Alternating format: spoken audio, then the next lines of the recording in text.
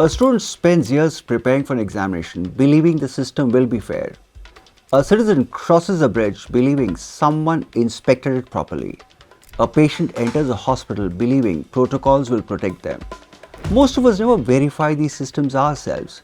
We trust them, and the trust is what allows institutions to function. But what happens when fairness becomes doubtful, when warnings are ignored, when care itself becomes uncertain? Because institutions do not lose trust in a single moment. They lose it gradually through repeated failures, ignored responsibilities, and the slow erosion of public confidence. In this episode, we examine 3 recent stories from education, public infrastructure, and healthcare, not simply for what happened, but for what they reveal about ethics of institutions and the invisible trust that holds society together.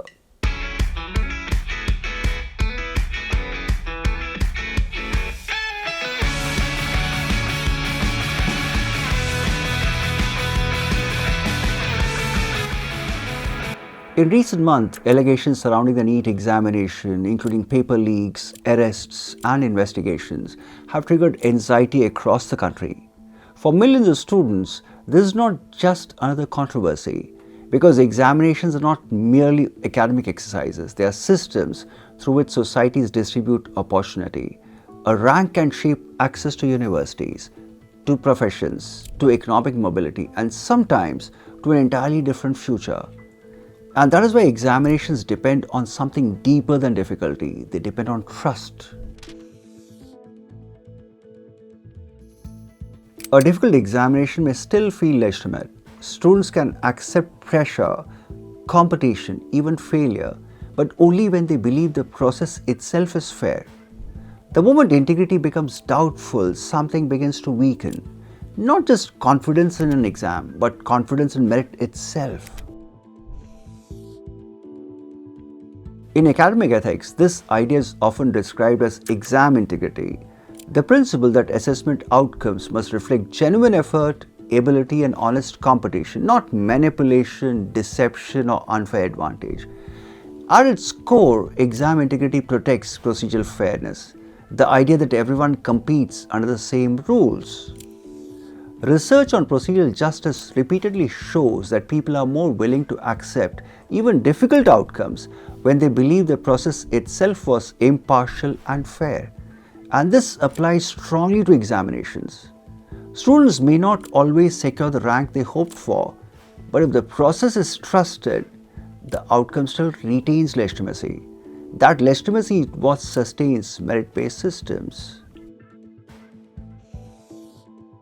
But cheating creates a deeper ethical problem, not simply because rules are broken, but because fairness itself becomes uncertain. Donald McCabe, whose work on academic dishonesty influenced educational institutions worldwide, argued that cheating becomes more common when institutional cultures begin tolerating unethical shortcuts. And once shortcuts appear normal, honest effort begins to feel vulnerable. The consequences are not only administrative, they are psychological.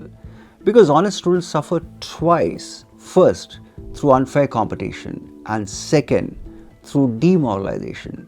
The feeling that integrity may no longer matter inside the very system meant to reward it. This is how institutional trust begins to erode, not always through dramatic collapse, but through repeated doubt, repeated uncertainty, repeated suspicion that rules are no longer equally applied. And once that suspicion spreads, something dangerous emerges: cynicism. The belief that honesty is naive and that success increasingly belongs to those willing to manipulate the system. So the ethical question is not only whether cheating should be punished, it's this: how does a society protect fairness inside systems that determine opportunity itself? Because examinations do more than test knowledge. They signal whether merit, effort, and integrity still carry meaning within public institutions. And that leads to a difficult conclusion. The real damage of cheating is not only that some students gain unfairly, It is that honest students begin asking whether fairness itself can still be trusted. And once institutions lose the confidence of those who follow the rules, rebuilding legitimacy becomes far more difficult than conducting another examination.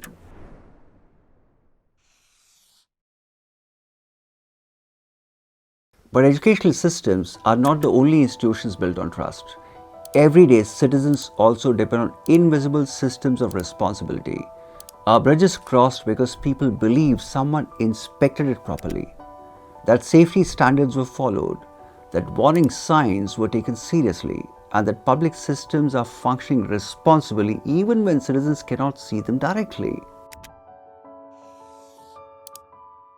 In recent months, the collapse of Vikramshila Bridge in Bihar raised difficult questions about infrastructure safety, oversight, and institutional accountability. Reports suggested that concerns and warning signs had existed before the collapse, and once again, a familiar public question emerged.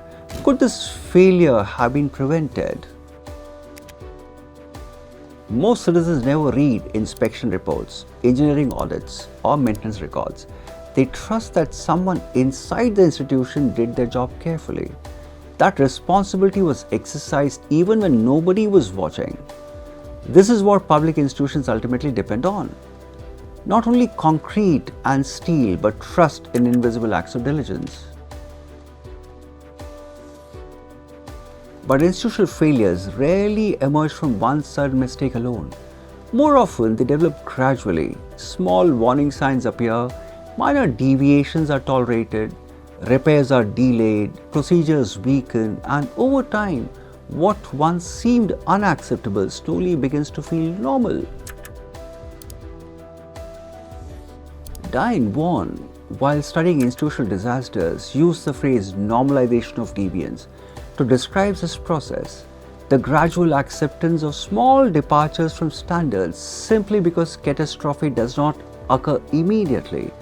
In such systems, risk slowly becomes familiar, and familiarity reduces urgency. This is what makes institutional negligence ethically dangerous, because the erosion is often invisible at first. No dramatic collapse, no immediate crisis, only repeated moments where responsibility becomes weaker, procedures become less serious, and warning signs lose moral weight, until eventually the consequences become public. But by then, something deeper has already weakened: trust. Because trust collapses long before infrastructure collapses. The physical failure is often only the visible moment. The ethical failure begins much earlier. So the ethical question is not only whether negligence should be punished, it is this: how do institutions prevent responsibility from slowly becoming routine, casual, or secondary inside the systems that protect public safety? Because citizens may never inspect a bridge themselves, but every public structure depends on a simple belief that someone inside the system treated responsibility seriously. And once that belief begins to weaken, the damage extends beyond the infrastructure itself. But institutions are trusted not only to ensure fairness or maintain public safety. Some institutions are trusted during moments of vulnerability. Hospitals are among them. Because when people enter a hospital, they often surrender control completely.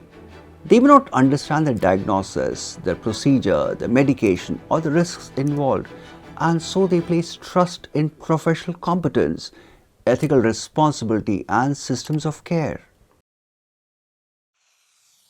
In recent months, reports surrounding deaths and alleged negligence at a government hospital in Kota raised serious concerns about medical protocols, institutional accountability, and patient safety. Investigations focused not only on the individual decisions, but also on whether procedures had been followed properly. And once again, a deeper public question emerged: can vulnerable citizens trust the institutions meant to care for them? Healthcare institutions operate on a unique form of trust because patients are often too vulnerable to verify anything themselves. They trust that standards are being followed, procedures are being respected, and responsibility is being exercised carefully, especially when lives are at stake. This makes healthcare not only a technical system, but an ethical one as well. At the center of medical ethics is the idea of duty of care, the responsibility to act competently, diligently, and in the best interest of the patient. Not only when conditions are ideal, but especially under pressure, fatigue, and institutional strain, because vulnerability creates moral responsibility. In healthcare, protocols are not merely administrative procedures, they are ethical safeguards. They exist because medical systems recognize that human error, oversight, and negligence can have irreversible consequences. And when procedures weaken, trust weakens alongside them. This is why philosophers associated with ethics of care, such as Carl Gilligan, emphasize that ethical responsibility is not only about rules or outcomes, it's also about attentiveness to vulnerability, dependence, and human need. Care in this sense is not passive compassion, it's a disciplined form of responsibility. The damage caused by medical negligence is therefore not only institutional, it's deeply personal, because hospitals are places where citizens expect protection during moments of fear, uncertainty, and dependence. And when that expectation weakens, people do not merely lose confidence in one hospital, they begin losing confidence in the systems meant to protect them when they are the most vulnerable. So the ethical question is not only whether negligence should be identified and punished, it's this. How do healthcare institutions preserve trust inside systems where patients must depend almost entirely on the responsibility of others? Because hospitals are trusted not only because of medical expertise, they're trusted because citizens believe their vulnerability will be met with competence, care, and ethical responsibility. And once that belief begins to weaken, the damage extends far beyond healthcare itself. 3 stories, an examination system, a bridge, a hospital, different institutions, different failures, but one common question. What happens when people stop trusting the systems they depend on? Because institutions are held together not only by rules, buildings, or procedures, they're held together by belief. The belief that exams will be fair, the bridges will be safe, the hospitals will care. And when the belief weakens, cynicism begins. Not anger, cynicism. The feeling that fairness does not matter, that warnings will be ignored, that responsibility will be avoided. That is when institutions lose more than efficiency, they lose legitimacy. And rebuilding that legitimacy requires more than explanation. It requires visible accountability, transparent fairness, and the courage to place truth above reputation. Because trust once broken is not restored by words. It's restored by institutions proving again and again that they deserve it.